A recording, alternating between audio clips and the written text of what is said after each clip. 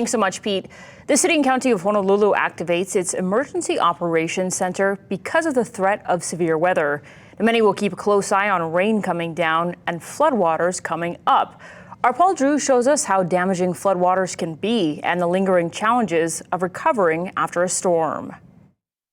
Many are concerned about the impact of this Kona low storm, especially for leeward areas. We don't normally get rain that much on that side of the island, so what we are going to likely see is more poor drainage than what we would see on the windward side, where we have rain happening more frequently. I have PTSD because I can remember what happened from the last Kona low. I had flooding in my house. In December 2021, floodwaters poured out of manholes on the hillside above homes on Noelani Street. All that runoff from heavy rain went through homes because neighbors tell me the underground city drains were clogged. There is, I think it's a 7x6 culvert that was totally packed with debris. Like somebody went and poured concrete, but it was dirt, mud, trees, and after years of buildup, it was so packed solid that the city crew, they were camped out here for 12 to 14 days. We watched them go down there with tools to break it up.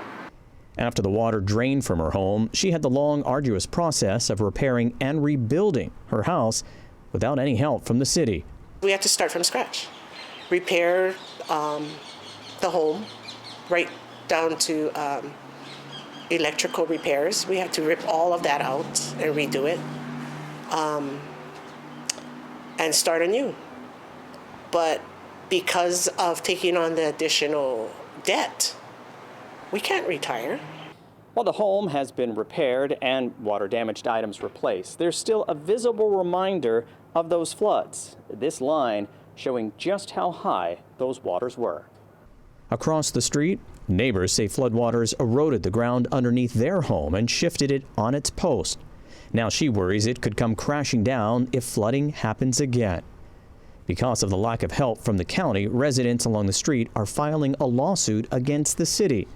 Residents tell me the maintenance crews have recently come by to check manholes to make sure water is flowing, but they're concerned because no additional mitigation efforts have been put in place to prevent future flooding.